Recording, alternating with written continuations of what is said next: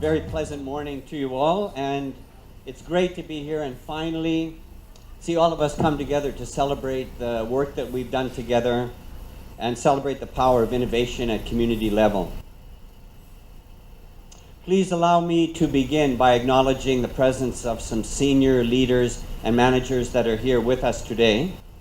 We have Director Susanna Wonko from the Office of Civil Defense. Good morning, Susan. We have Mr. Neil Townsend from the Disaster and Emergency Preparedness Program of the START Network, and he manages the Innovation Labs for the START Network. Neil is here, coming all the way from the UK. Welcome, Neil. Butch Miley is here. Butch is the CEO, morning Butch, of the Philippine Disaster Resilience Foundation and is also the leader of KUBO. Representatives from government, the humanitarian sector, our partners from the innovation community. Ladies and gentlemen, once again, good morning to you all. Let me say a special thank you in particular to Butch, to Director Susanna, to Jay Fajardo. I'm not sure if Jay is here. Jay is from Launch Garage. To Arvin Caro. If you think about it, about 13 months ago, February 2018, we met and we reviewed, I'm not sure how many proposals in front of us to decide which innovators we would support under the TUKLAS program. We eventually landed on 40, but I think we began the process with something like 270. And out of the 40 that we selected, 8 are going to pitch to you today. And I believe in addition to the 8, 4 more are in this room. So we have 12 of the 40 that are here. And I encourage everyone to speak with them, learn more about their innovation, learn about the successes that they're having and the challenges that they continue to face. And hopefully some of those challenges you can help with the solutions that they need to get over them.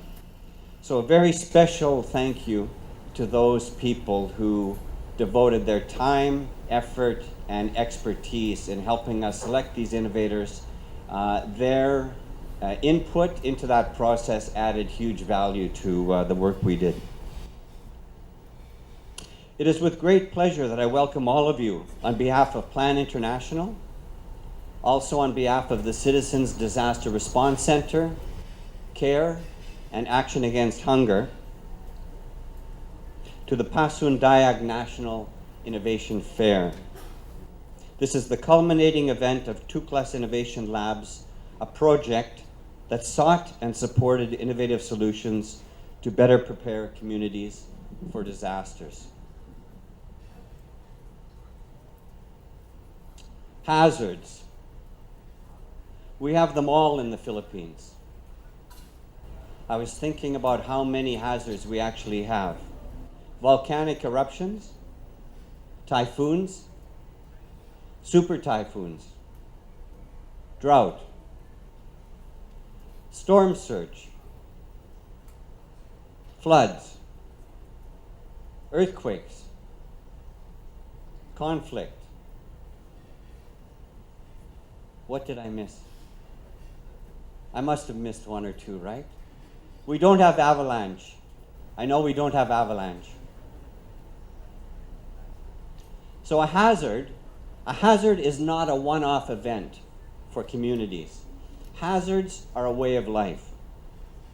And hazards have been with us for the ages. And they will always be with us. And sadly, I think these hazards are all getting worse because of climate change, climate variation, and also unchecked or unplanned urban growth. And sadly, they are going to become more destructive and they are going to become more frequent. So with the Philippines being the third most disaster-prone country in the world, the third most disaster-prone country in the world, and I believe in second or first is Vanuatu, and our colleagues in Vanuatu are roughly 100,000 people. Philippines being the third most disaster-prone country in the world, hazards are commonplace. But hazards do not necessarily need to lead to destructive disasters. What happened with Super Typhoon Yolanda in 2013 taught us great lessons. These lessons led us to improving capacities of local government, investing in human development, and shifting power to communities. Shifting power to communities who, after all, are the first responders in a disaster. It is not us. It is not our government colleagues. It's communities. Our lessons prompted the stronger enforcement of existing laws, such as Republic Act 10121, the Philippine Disaster Reduction and Management Act. And we've seen the creation of new laws, such as RA 10821, which is the Children's Emergency Relief and Protection Act, and more recently RA 11188, the Children in Situations of Armed Conflict Act. These and several other laws are excellent laws, and we have very good rules and regulations that go with them. These are examples for the world.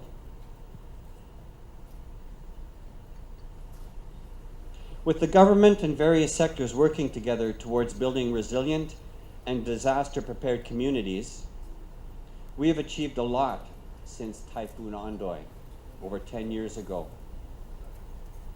or since the Baguio earthquake in 1990. And I'm sure some of us in this room were involved in that disaster. Or the Mount Pinatubo eruption that happened about a year later. Or indeed Typhoon Yolanda. When I think of our laws and I think of our progress, I feel very optimistic. We've done great things. But at the same time, as they say, the glass is half full. Half full because, as I said, the hazards will always be with us, and they're getting worse. They're getting more frequent, they're getting more costly. Climate change and climate change and increased unchecked urban growth make things worse. So despite great progress over the years, our children and our nation still face great risk. The numbers with respect to people affected and economic losses are going up. According to the United Nations International Strategy for Disaster Reduction, the Philippines had a total of 130 million disaster-affected people over the past 20 years. These people lost homes, they lost livelihoods, they lost loved ones, access to education, access to health care. Our economy has suffered massively.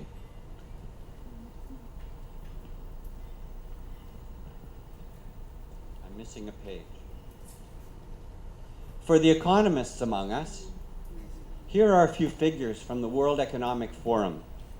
In 2016, the Asia-Pacific region lost $126 million per day due to natural disasters. In 2016, 0.4% of the Asia-Pacific region's GDP was lost, 0.4%, to natural disasters, with some 11.2 million people displaced.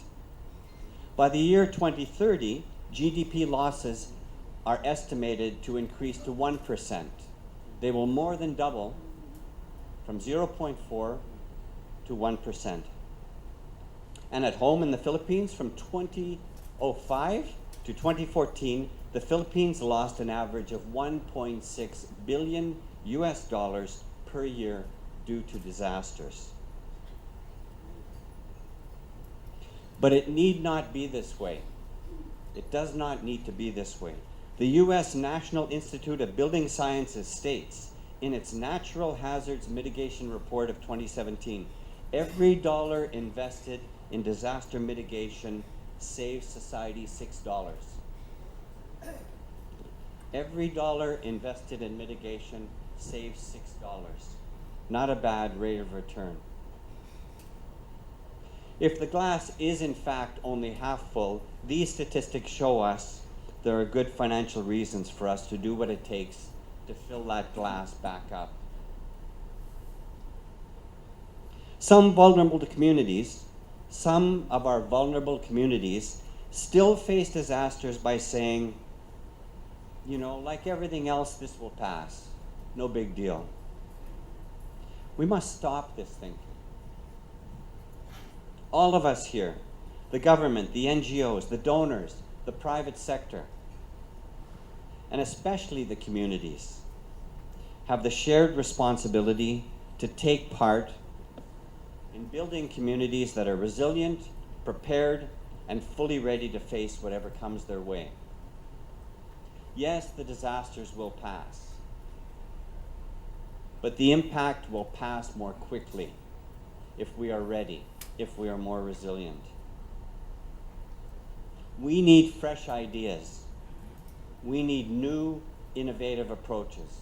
We have made great progress as a government and a society since Typhoon Ondoy, since Pinatubo, but we need fresh ideas. We need new and innovative approaches.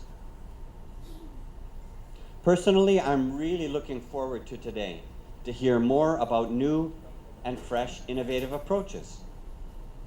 We have 3 panels today comprised of the Philippines' best and brightest in the private sector, government, the UN, academe.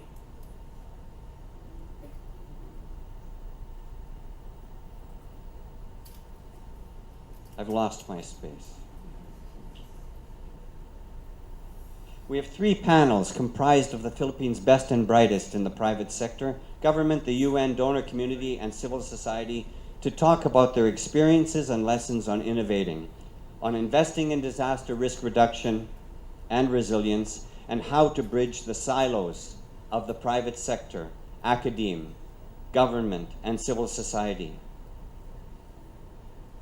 We have this in addition to our panels. And in addition to our panels, we have 4 eminent speakers.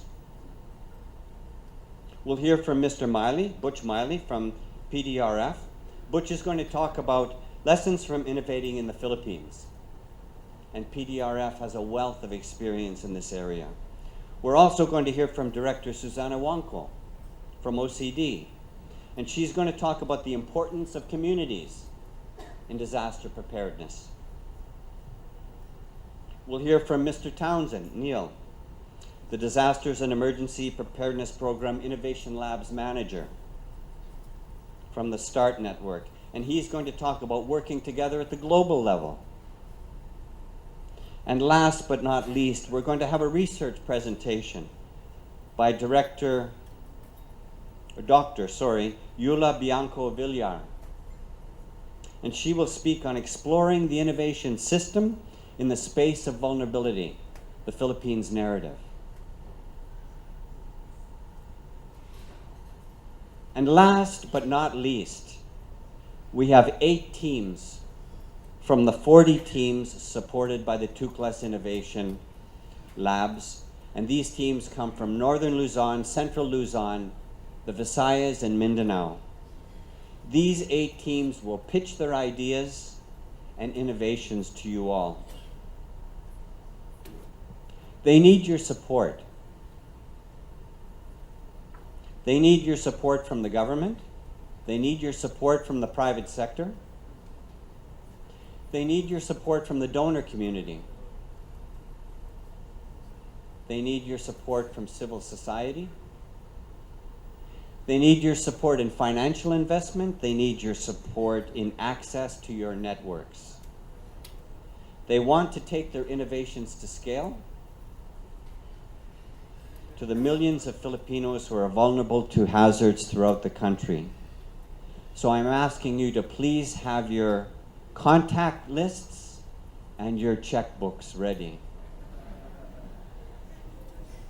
Finally, with those few words, and anticipation of hearing from our eminent speakers, panels, and innovators, I once again thank you on behalf of Plan International, Action Against Hunger, the Citizens Disaster Response Center, and CARE for joining us today. Thank you very much.